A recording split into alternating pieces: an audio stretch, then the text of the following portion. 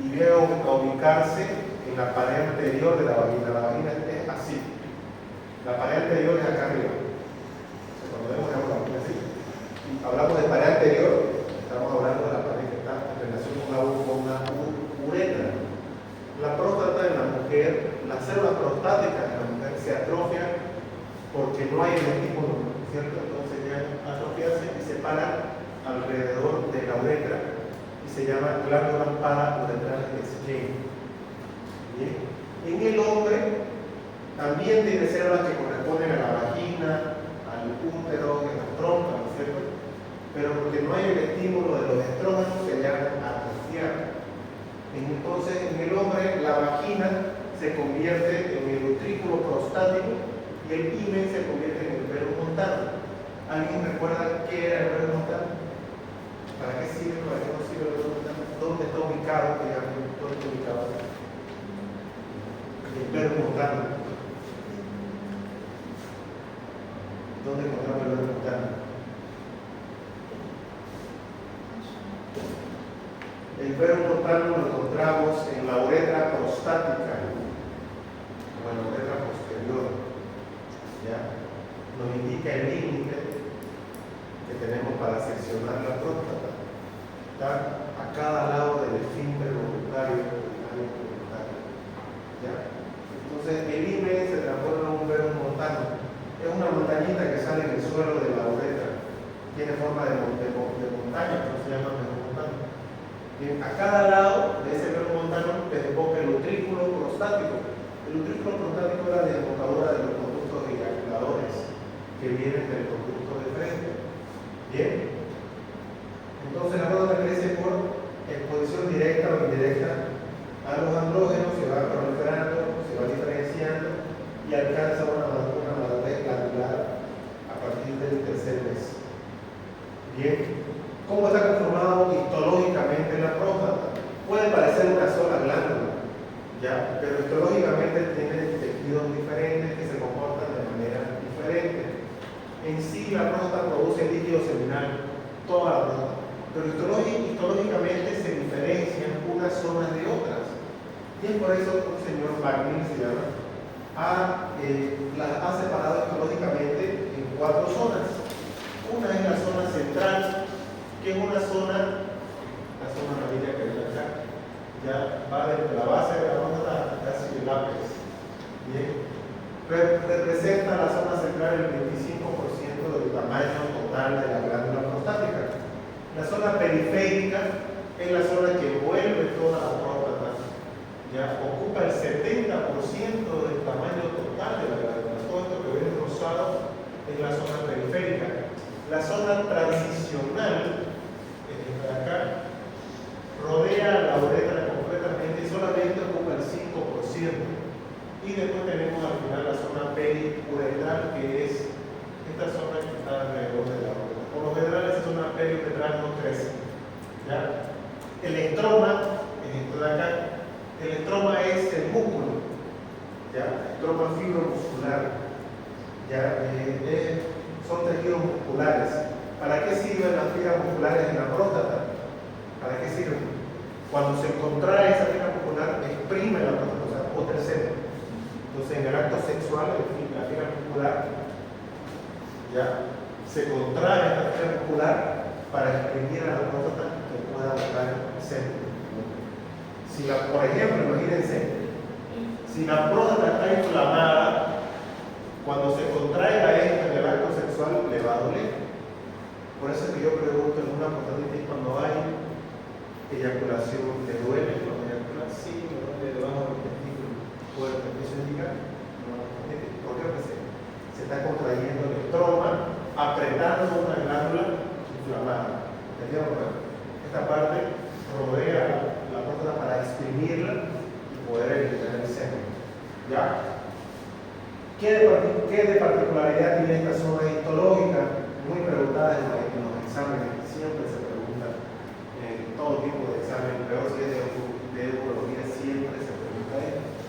La zona periférica ocupa el 70%, está alrededor de la próstata. ¿Ya? Es ahí donde se va a desarrollar el cáncer de próstata. en esta zona crece el cáncer de próstata. Y como está afuera de la próstata, atrás de la próstata, el recto. Entonces podemos llegar con el dedo y tocar la zona periférica en busca de un crecimiento maligno. Entonces, si hubiera un crecimiento maligno, la próstata tuviera una consistencia dura, pétrea, como el codo, ¿no es cierto? Y si fuera normal, la consistencia fuera blanda, como la punta de la nariz. Eso dice Smith, ¿no es cierto? En el libro que le daba. Entonces, para eso metemos el tacto rectal para atacar la próstata. ¿Por qué? Porque sabemos que el cáncer de próstata crece en la zona periférica. ¿Ya? El 5% corresponde a la zona transicional, pero muy pequeñito. Esto no. Una miseria. Pero ¿qué pasa? A partir de los 40 años, esta zona empieza a crecer. Y ya no va a ocupar un 5%, quizás va a ocupar un 90%. Dependiendo qué tanto crezca esta zona. Solamente esto crece, la zona periférica no crece. En la hiperplasia, lo que crece es la zona transicional, que en una próstata sana ocupa un 5%. Pero como crece y está rodeando la uretra, miren cómo rodea la uretra, puede comprimir la uretra y mientras va creciendo dar síntomas del tracto urinario inferior, síntomas obstructivos. ¿Bien? Preguntas hasta ahí, jóvenes. ¿Alguna duda ahí? Zona transicional crece la hiperplasia prostática benigna y zona periférica crece el cáncer de próstata. En esas dos zonas se desarrollan las dos patologías muy frecuentes en la próstata. ¿Ya? Aquí crece la hiperplasia y aquí crece el cáncer de próstata. Obviamente se ve chiquito, pero cuando crece esto, crece y ocupa más de todo el órgano. Puede llegar a crecer mucho, 100, 200 gramos. ¿Ya? 300 gramos ya es muy aberrante, ya muy sucio, muy grande. La próstata más grande que es sacada del tamaño de una naranja. ¿Y cuánto mide la próstata? 3 por 4 por 2. Tiene forma de una nuez o una pirámide, base superior, vértice inferior. Y la base, como ven acá, la base superior, vértice inferior, ¿cierto? Base y vértice. Base y el vértice le decimos apex. Entonces, la base está relacionada con, ¿qué obviamente? La vejiga. Abajo, el vértice o el apex relacionado con, ¿qué es esto acá? ¿Se acuerdan? ¿Se han olvidado? Las vesículas seminales están, a ver, hacia arriba con la vejiga. Se relaciona la próstata hacia arriba con la vejiga. Hacia atrás con, ¿qué es esto? Recto. Hacia atrás y hacia arriba con vesícula seminal. Aquí están las vesículas. Atrás y arriba. ¿Ya? Hacia arriba solamente la vejiga. Hacia atrás y arriba la vesícula seminal. Hacia atrás el recto. Hacia adelante, ¿qué hueso es este? Pubis. ¿Bien? Entonces, vejiga, pubis, recto, vesícula seminal. Y hacia abajo, ¿con qué se relaciona? Y así tienen guarda.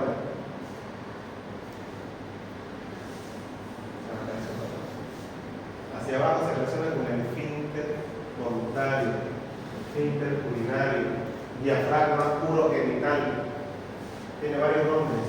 Este es el músculo que hace de esfínter, el esfínter voluntario. Ese es el músculo que podemos apretar. Le decimos que apriete las nalgas y automáticamente aprieta el esfínter para cerrar el paso de la orina. ¿Ya?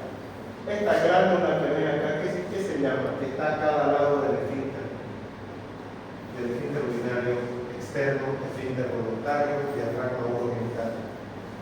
3 nombres tienen, es lo mismo.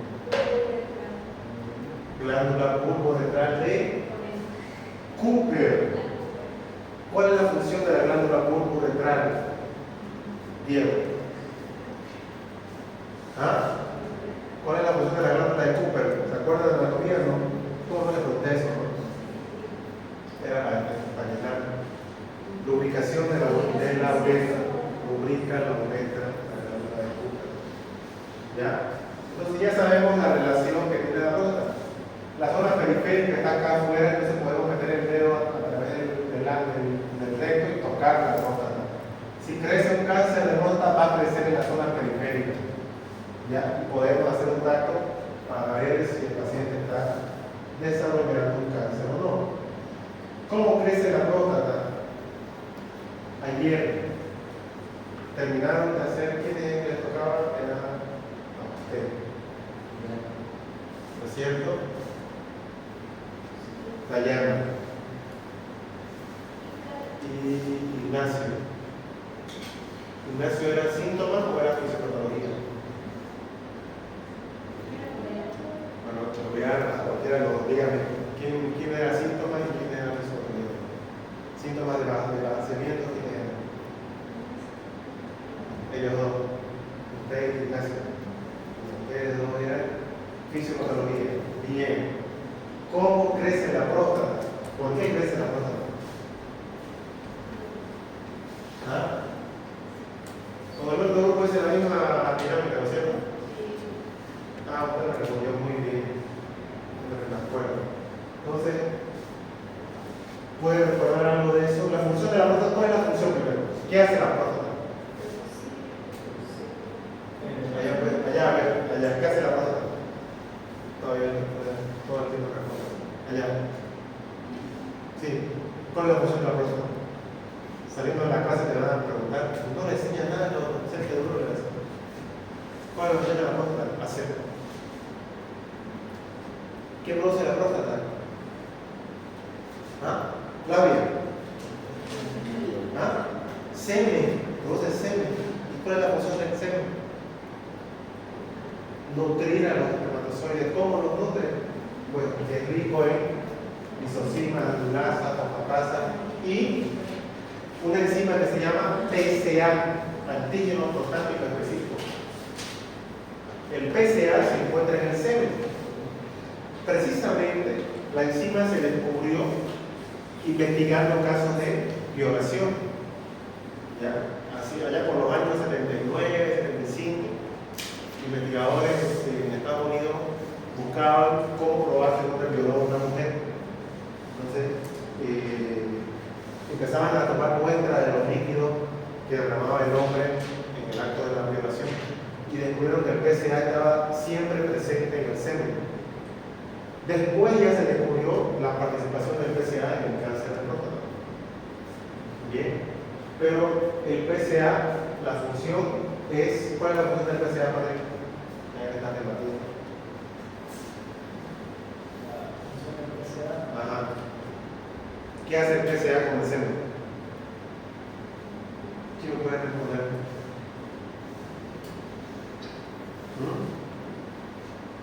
La función del PCA con el semen, cuando el semen sale, se coagula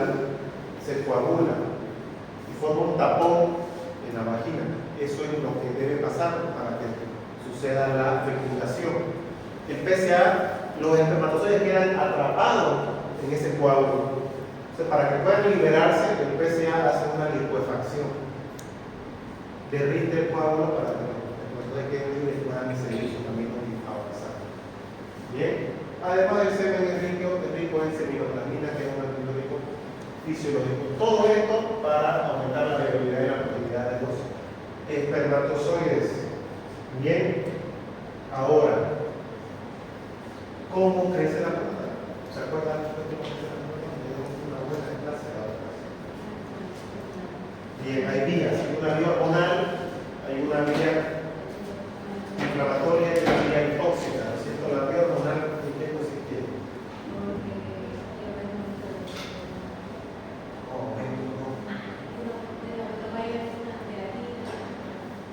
Cuando el hombre alcanza los 40 años, el hombre tiene testosterona, así como él. Ahorita está la testosterona pico, su tope. 25 años, su tope. años ya empieza a bajar, ya me cae un poquito más abajo. Llega a los 40 y empieza a bajar la testosterona. Así como a la mujer le llega la testosterona también, le llega algo llamado andropausia. ¿Ya? Empieza a disminuir la testosterona a partir de los 40 años, ¿no? Eso lo detecta el organismo, el sistema lo detecta, y no sabe de dónde va a sacar más testosterona. No sabe.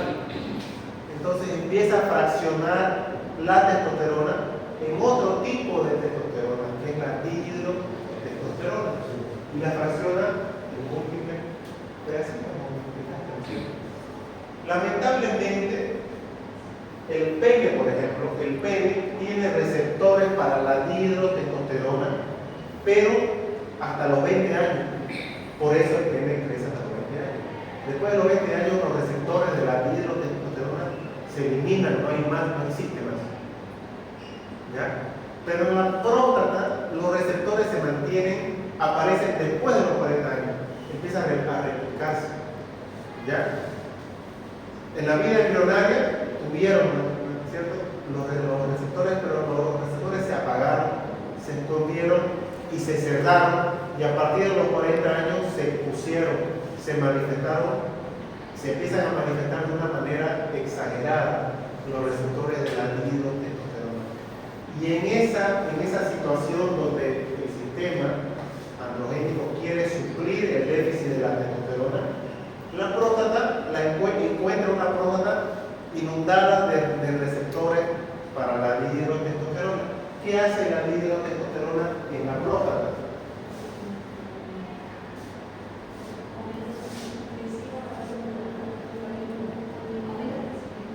Aumenta la proliferación celular. Entra al citoplasma, a ver acá, aquí está la testosterona, entra la enzima 5-alfa reductasa tipo 2, la convierte en dihidrotestosterona, y la dihidrotestosterona, esto sucede en el estómago, o sea, en la fibra muscular de la próstata, pasa a la célula epitelial y se va directamente al núcleo, al ADN, aumentando la síntesis de proteínas y por lo tanto aumentando el número de células. ¿Ya? Con eso aumenta la proliferación celular. El mismo papel se cree que tienen los estrógenos. Los estrógenos cumplen o no cumplen una función en la proliferación celular espontánea. Sí, ustedes lo están estudiando, ¿no es cierto? Me dijeron antes de 2 clases, pero todos los estrógenos también provocan hiperplasia. ¿Cómo?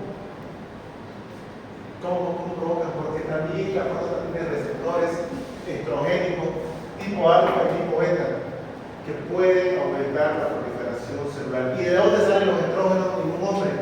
Si el hombre no tiene ovarios, ¿de dónde salen?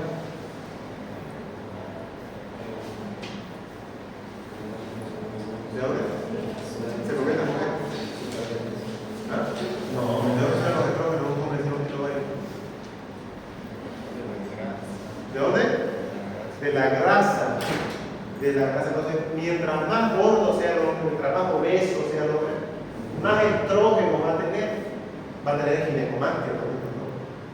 Ya va a disminuir la libido, va a tener más estrógeno. Al tener más estrógeno, va a haber más proliferación celular de la próstata. Entonces, un factor de riesgo es la obesidad, ¿no es cierto? ¿Quiénes están con trabajo de hiperplasia? ¿Es un síndrome metabólico, sí o no? Pero tienen que investigar, al final deberían estar ya en la etapa final. Bien. La obesidad, ¿ya? La otra vía es la vía, ahorita vamos a ver bien qué papel cumple la testosterona. 95% de la testosterona se produce en el testículo, en la célula de Leydig, y el 5% se produce recién en la glándula suprarrenal. ¿Ya? Se convierte en dihidrotestosterona a través de la enzima 5-alfa reductasa. Esta dihidrotestosterona tiene mayor afinidad por los receptores androgénicos y tiene una mayor potencia. Intracelularmente aumenta la transcripción de genes, esto aumenta la síntesis de proteínas y la síntesis de proteínas aumenta la proliferación celular. A partir de los 40 años, como vemos acá, de 66 años tenemos un nivel de testosterona de 300 y el tamaño de la próstata lo tenemos en 54. Entonces, si fuera como dice aquí su compañera, que más bien aumenta la testosterona, no debería haber esto. Pasan los años y mientras pasan los años la testosterona en vez de aumentar disminuye a la mitad. Así de 300 en 2 años se va a 150. Y la próstata en vez de disminuir aumenta el tamaño de 54 a 61 gramos del volumen prostático. Eso porque empieza a disminuir la testosterona.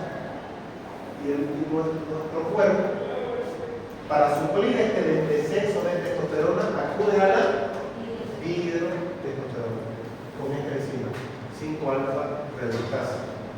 Bien, la 5-alfa reductasa es una enzima que se encuentra en el hígado, ¿ya? Y podemos tomar medicamentos que bloqueen esta enzima 5-alfa reductasa. Bien, la dihidrotestosterona tiene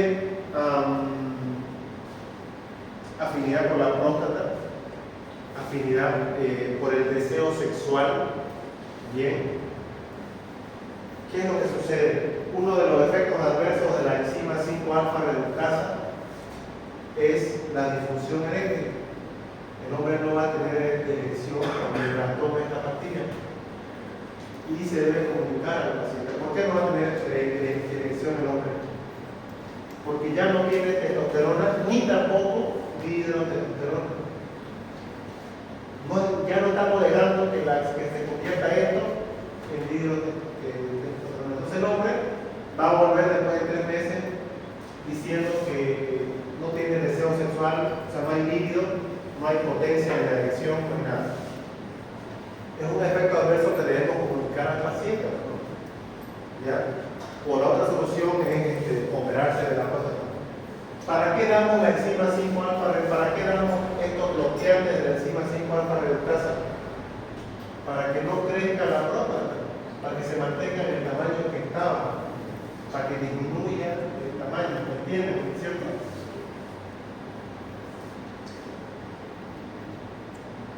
Ya, a partir de los 40 años empieza a multiplicarse, a proliferar la próstata. 50% de los pacientes hombres van a tener hiperplasia entre los 51 a 60 años. ¿Cuáles son los factores de riesgo entonces?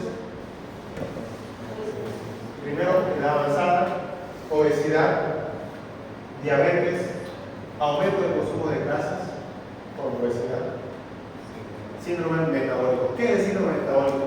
Tanto han hablado del síndrome metabólico, todo lo demás. ¿Qué es el síndrome metabólico? ¿Quién me puede decir? La triada del síndrome metabólico. ¿Ah? Diabetes, ¿qué más? ¿Perdón? ¿Está bien? Diabetes, hipertensión. Hipertensión no. Diabetes, hay hipertensión, pero no es forma parte de la triada. Diabetes, ¿qué más? Ya, dislipidemia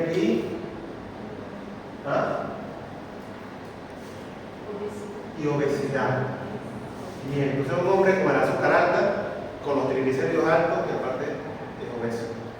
¿Ya? El síndrome, ese es un síndrome metabólico, sinónimo de que el síndrome metabólico es una patología donde el hombre ya le va a dar un infarto, le va a dar una ACV, está a punto de morirse, no quiere dar una complicación producto de la mala alimentación por el síndrome metabólico es eso. Pero aparte de provocar daños cardiovasculares, daños renales, daño hepático, problemas en las articulaciones por el sobrepeso, problemas renales por la diabetes, el síndrome metabólico también participa en la hiperplasia prostática benigna, es un factor de riesgo. Ya saben por qué, por los estrógenos. Bien. ¿Ya? Fisiológicamente, en la obstrucción de la próstata, ¿qué es lo que sucede primero? Crecimiento de la próstata. Esto es una próstata normal, lo ven en el conducto abierto, tiene un buen conducto. A medida que la próstata va creciendo, va cerrando la uretra posterior. Cierra la uretra posterior y la vejiga no tiene cómo vaciar su contenido hacia el exterior. Entonces, como no hay cómo salga, la vejiga empieza a hacer más fuerza que lo normal. Esa fuerza se transforma en una hipertrofia del defusor. Visualmente, con una ecografía, se puede ver una vejiga de paredes gruesas. ¿Qué significa vejiga de paredes gruesas? Todas las prácticas, ya me paro por si acaso mañana volvemos a consulta otra vez. Todas las prácticas les paso la ecografía a ustedes. Y algunas dicen vejiga de paredes gruesas. Entonces, cuando yo les pregunto, y yo tengo mi lapicero ahí en la nota, ¿qué significa vejiga de paredes gruesas? Ustedes me tienen que decir vejiga de lucha. Vejiga de paredes gruesas es una vejiga que está luchando, que está peleando para vencer esta obstrucción que hay en la uretra, para que la orina pueda salir. ¿Se entendió? Bueno, pregunta con ahí, por favor. Bien. En un inicio sucede eso, ¿ya? La vejiga empieza a pelear, a contraerse con más fuerza y aparece la famosa vejiga de lucha, que es lo que vemos en la ecografía, donde todas las consultas les paso a ustedes. Una vejiga de lucha me dice que esa vejiga está peleando para botar la orina. Va a pelear toda su vida, va a hacer fuerza toda su vida. Si yo la agarro a Diego ahorita aquí, la hago hacer sentadilla, 10 va a ser 10, 20, 30, 100, 1000 se va a hacer. No, sí. No va a poder, va a llegar un momento en que se va a fatigar, se va a hacer sentadilla, va a llegar un momento en que se va a cansar y Diego va a decir no aguanto más y se va a tirar al piso o se va a sentar, ya no va a querer hacer ninguna sentadilla, nada. ¿Por qué? Porque se fatigó, los músculos ya no le dan. ¿Cómo se traduce eso en la vejiga? La vejiga es un músculo, se fatiga y ya no se contrae. Entonces se llena de orina y se forma el globo vesical. ¿Ayer vieron un globo vesical? ¿Quién? Ustedes no ven. Un globo vesical. ¿Ya? Se llena la vejiga y se produce el globo vesical. El globo vesical es la retención urinaria. En un inicio la vejiga pelea, pero después el siguiente paso después de pelear es cansarse. No va a pelear toda su vida esa vejiga. Se va a cansar, si la obstrucción sigue, se va a cansar y va a haber retención urinaria. Bien. Aún así, Dios es boliviano y nuestros pacientes no llegan a la retención. Dicen, no, ese médico no sabe nada, voy a tomar mi hierba. Las hierbas que yo me tomo, altísima hierba. Se empiezan a tomar hierbas, se empiezan a pasar un conejo ahí en la espalda, a fumar, le fuman todo, las hierbas allí. Y la vejiga puede trancarse, pero con el tiempo disminuye la vejiga su sensibilidad al dolor. Una obstrucción aguda de 500 ml puede provocar dolor, pero si esa obstrucción continúa y el paciente continúa orinando mal, la vejiga va a perder su sensibilidad al dolor a cambio de aumentar su capacidad vesical. Va a ir aumentando de 500, 600, 700.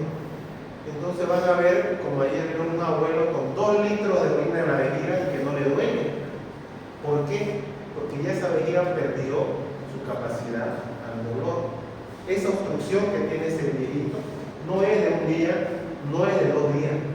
Esa obstrucción es de 1 año, 2 años de tiempo. ¿Ya? El señor ha estado sin tratamiento médico, sin cirugía, sin nada, y la vejiga ha ido perdiendo su sensibilidad al dolor. para poder aumentar su capacidad vesical. Ya no es 500, como le dije, es 700, es 1000, 2000, así que, y caminan ahí con su vejiga grande, como mujer embarazada. ¿Y por qué no le duele? Porque ya esa vejiga ya no siente dolor. Al perder la sensibilidad al dolor, esa vejiga ya no va a funcionar. Es un daño irreversible que tiene la peor si es diabético. Yo lo voy a operar, le saco la próstata, queda un caño para que orine grande. La vejiga va a seguir sin funcionar. Se va a llenar y nunca se va a contraer, porque ya quedó con el daño irreversible, ya quedó insensible al dolor, como igual, sensible al sueño, insensible al cansancio. ¿Ya? Entonces ya no siente dolor esa vejiga y por más que se opere ya no va a volver a olvidar. ¿Ya? ¿Qué se llama eso? Vejiga neurogénica. Es una complicación tardía de la hiperplasia prostática benigna con síntomas obstructivos. Bien, esa es la fisiopatología de la hiperplasia. Hay una vía inflamatoria, una vía hormonal y una vía hipóxica. Quiero que para la práctica, por favor, así como me lo dijo ella, me lo canten todos en la práctica, la vía inflamatoria, la vía hormonal y la vía hipóxica. Todos y todos, ¿ya? Porque si les digo ahorita lo van a entender. ¿Bien? Como la vía inflamatoria también. O sea, ¿qué quiere decir vía inflamatoria?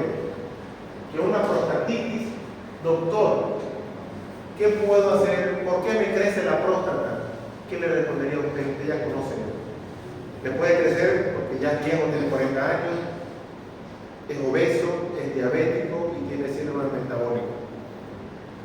Pero también hay una causa, conociendo que hay una vía inflamatoria que produce liberación de interleuquinas, factores de crecimiento que van a estimular al receptor androgénico, podemos definir de que una inflamación puede provocar un crecimiento de la próstata. ¿Cómo sería una inflamación entonces en un paciente que ha tenido una hiperplasia, una prostatitis? Si aquí Albert que viene prostatitis todos los meses porque se porta mal, no lo sé, cuando tenga 40 años su posibilidad de que tenga hiperplasia prostática es por 10, ¿no es cierto? Y la prostatitis en un paciente joven es secundaria ¿a qué? Infección de transmisión sexual. Entonces, ¿cómo puedo yo, doctor Diego, hacer que mi próstata no crezca? Le van a preguntar cuando den una charla el 29 o 28 de noviembre, tienen actividad de cáncer de próstata, es el cáncer de próstata imposible. Y peor que hay varios que van a notar, de los que tienen más nota tienen que hacer esa actividad. En el hospital se hace todos los años. ¿Ya? Le van a preguntar, ¿qué hago para que mi próstata no crezca? Pues haga ejercicio, baje de peso, no tenga diabetes. Con la edad no se puede hacer nada, ¿no? Y si tiene relaciones sexuales y es joven, pues que sea con preservativo. Evita contraer infecciones de transmisión sexual por gonorrea o por clamidia recurrente. Porque una prostatitis me va a provocar, cuando yo tenga 45 años, 40 años, una hiperplasia de próstata. ¿Entendieron? ¿Por qué? Porque hay una vía inflamatoria que me va a provocar hiperplasia. ¿Se entendió? Ya cuando le pregunten, escuchar, ¿cómo hago para que esto no crezca? Ya saben qué recomendaciones le tienen que dar, porque ustedes ya conocen esto. Bien, la vía hipóxica. La hipoxia, la falta de oxígeno celular, también estimula al factor de crecimiento y estimula a los receptores androgénicos. ¿Cómo puede la próstata quedarse sin oxígeno? ¿Quién puede responder eso? ¿Cómo se queda la próstata sin oxígeno? Hay una vía hipóxica.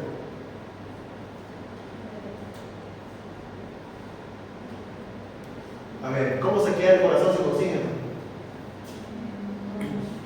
Con un infarto, una isquemia, ¿no? Un infarto. ¿Y la próstata se infarta también? Más o menos. ¿Ya? No le llega sangre a la próstata, no le llega sangre por las arterias prostáticas, no le llega sangre. ¿Por qué? ¿Por qué no le llega sangre al corazón? Por una isquemia.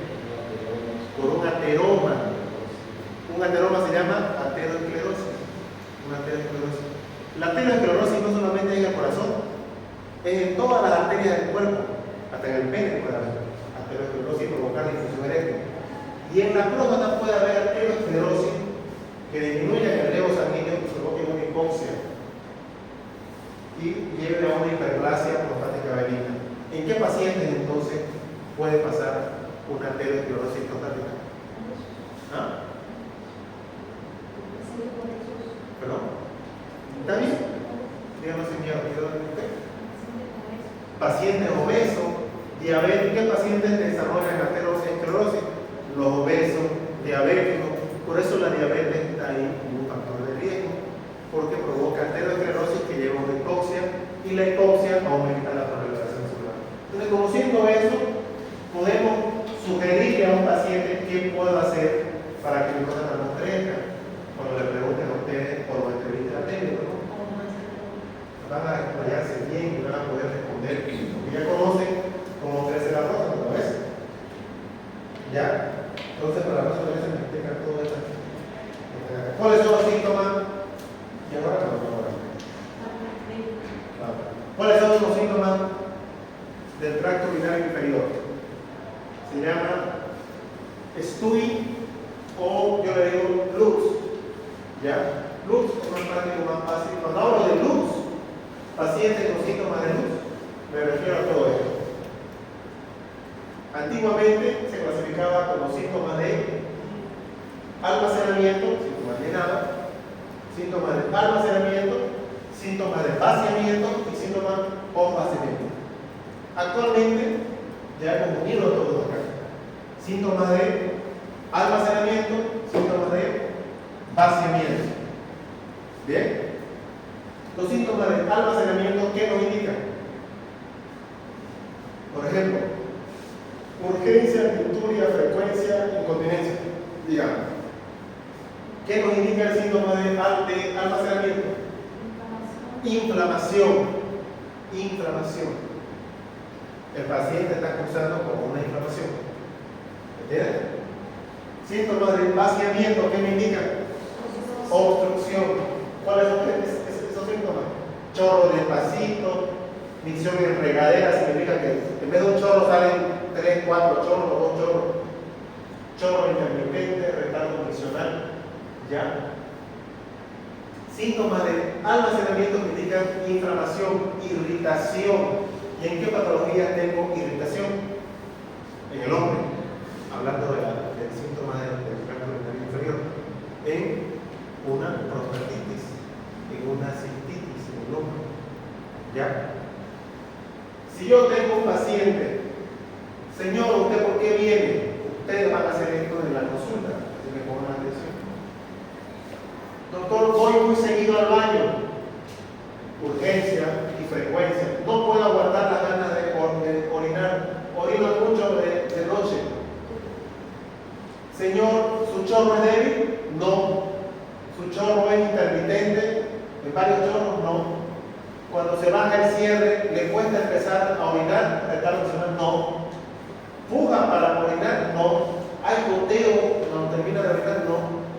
¿Tiene síntomas obstructivos este señor? No, no tiene. Pues. Pero usted va muy seguido al baño y tiene síntomas irritativos. Si tiene síntomas irritativos, estoy con una inflamación. ¿Inflamación de qué? De la próstata. Entonces estoy con una prostatitis y tengo que darle tratamiento para la prostatitis. Porque no tiene predominio de síntomas obstructivos. Por eso es que a algunos le doy finasterida, tamsulosina, y a otros le doy levoproxacina, y le doy tamsulosina, a otros le doy por último tamsulosina, solamente levo, porque predominan sus síntomas irritativos. Predominan los síntomas irritativos y no los síntomas obstructivos. Al revés, este hombre van a ver, le tienen que ver en la consulta. Este hombre no viene porque orina cada rato ni orina de noche. Solamente viene porque el chorro está más despacio, puede hacer un poco de esfuerzo funcional. Son síntomas obstructivos. No hay una inflamación prostática todavía. sí hay una obstrucción. Esta obstrucción puede llevar con el tiempo, si no hace un tratamiento, puede llevar con el tiempo a una irritación ya de la vía urinaria y provocar micturia, frecuencia. ¿Entendieron, por cierto, eso? ¿Cómo podemos preguntar entonces estos síntomas al paciente? ¿Cómo le preguntamos? Con la escala del IPSS. ¿Cómo que hicieron la prueba conmigo? ¿Hicieron? ¿Hicieron? Ustedes hicieron. ¿Y el IPSS? ¿Quién habló del IPSS? Con el IPSS preguntamos estos síntomas. ¿Y qué hace el IPSS?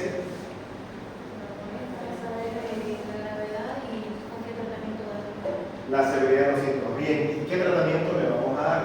De acuerdo al puntaje que nos salga en el IPSS, nosotros vamos a tomar una conducta con ese paciente y vamos a saber qué tan severo están sus síntomas. Bien. Presentación de este caso clínico, jóvenes, me da tiempo. Bien. Paciente de 65 años, ya sexo masculino, diabético tipo 2. Hace unos 10 meses presenta dificultad para conciliar el sueño por las noches debido a que se levanta 7 veces a orinar. Además, bien. Entonces, ¿qué síntoma hay ahí? Micturia. ¿Es un síntoma? Irritativo. ¿Síntoma de almacenamiento? Solo hay dos, almacenamiento básicamente. ¿Ya? Síntoma de almacenamiento. ¿Entendieron? Entonces me indica irritación. Bien. Además presenta disminución de la fuerza y calibre del chorro urinario. Eso es un síntoma de vaciamiento. Ya tiene dos, tenemos dos ya. Ya tenemos un síntoma de almacenamiento y un síntoma de vaciamiento. Presenta pujo, síntoma de vaciamiento. Intermitencia, allá, en fondo. Intermitencia, ¿qué es? ¿Almacenamiento o vaciamiento? Joel, ¿no? ¿Qué es? ¿Por qué almacenamiento? Vaciamiento. Goteo terminal, Dayana. Goteo terminal es vaciamiento o almacenamiento. Vaciamiento, muy bien. Entonces presenta predominio del síntoma de vaciamiento. Son como 5 síntomas de vaciamiento, solamente un síntoma de almacenamiento. Este paciente está obstruido. Bien, ya sabemos que está obstruido. ¿No es? Ahora tenemos que saber la severidad. ¿Qué tal? ¿Ya? Al examen físico le hemos hecho un tacto rectal, es una próstata de 6,5 móvil. ¿Cuánto mide la próstata? 4 por 3 por 2. ¿Y esta mide 6,5? No, nada, está grande, ¿no es cierto? Borde definido, superficie regular, consistencia fibrolástica. ¿Qué significa consistencia fibrolástica? ¿Qué está? Normal, está normal. Si fuera cáncer, duro, como todo de hierro, duro. ¿Ya? PSA de 6,5. ¿Está? Aumentado. No nos olvidemos que el PSA también se aumenta en la hiperplasia, que son de tamaño gigante, y también se aumenta en la prostatitis. Aparte del cáncer, el PSA se aumenta. El examen de orina no está infeccioso. ¿Ya? PSA libre de 1.5, valor total 0.23. Creatinina de 1.5, urea de 40. La ecografía que me muestra hidronefrosis bilateral severa, volumen prostático de 120 gramos y volumen previsional de 500 y posvisional de 200 ml. Sabiendo esto, con esto que dado la ecografía, ¿cuánto es el valor normal del residuo posvisional? Posvisión. 10%. 10%. Siempre también muy bien. Perfecto. Dije 10%. 10% del volumen previsional. ¿Este hombre cuánto tiene? ¿Pueden calcular cuánto tiene? A ver, 30%. Un 35%.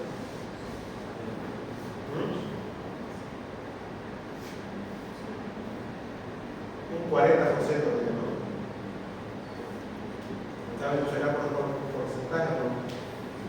4 por 5, 20. Entonces, un 40%. Deja casi la mitad de la orina en su vejiga. ¿Por qué creen que tiene la hidronefosis bilateral severa? Menos allá, Flavio. Allá al fondo, Miguel. ¿Por qué hay una hidronefosis bilateral severa en esta región? Albert. ¿Qué dice aquí?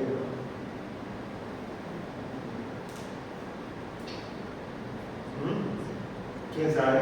Joel. ¿Qué está pasando? ¿Por qué hay hidronefosis? Sabemos que está obstruido, pero ¿qué está pasando en esa obstrucción? Eso es lo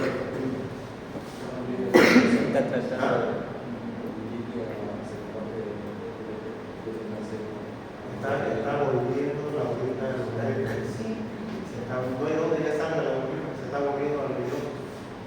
Como sabemos, todo es el filtrado glomerular es presión de la cápsula, presión de esto, presión de lo otro. La presión de la vejiga, que ya no puede salir orina, se traslada a la presión de la pelvis y ahí se traslada a la presión de la cápsula de boca. Y el riñón deja de filtrar orina. Pese a que produce poca orina, la poca orina que sale, que produce no puede salir. Y el riñón queda hidronefrótico y queda como un daño renal. Empieza a producirse un daño renal irreversible cuando ya hay hidronefosis bilateral severa. Severa significa grado 5.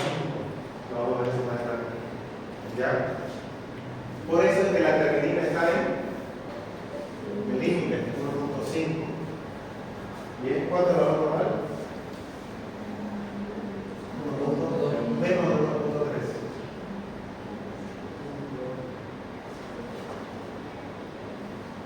¿Qué síntomas tiene este paciente entonces? Insomnio, disturbia, goteo terminal, ya dolor suprapúbico, pujo, próstata. De acuerdo a estos síntomas, ¿qué conducta usted tomaría con este paciente? Ahí tenemos. ¿Ya? Está a punto de trancarse con una retención urinaria, hay síntomas obstructivos bajos, hay una insuficiencia renal, la creatinina está aumentada, hiperplasia de 120 gramos, PSA, cuando está entre 4 y 10 hay duda, en una zona gris, el crecimiento de la próstata está aumentado, pero la superficie es regular, está dejando orina, el volumen por misión es de 200 ml. ¿Cuál es la conducta que tomaría usted con este paciente? Mandarlo al urólogo. Se juntan entre ¿cuántos son? 3. Se juntan entre 3, entre 4. Por favor, entre 4. Cada uno me va a dar de acuerdo a lo que ha visto el tratamiento para el paciente. ¿Ya? En 10 minutos. Tiene 10 minutos. Como hacemos en la práctica, lo mismo. Me preguntan a Chay qué harían con un paciente como usted. Bien, con todos los síntomas que han visto ya. Pero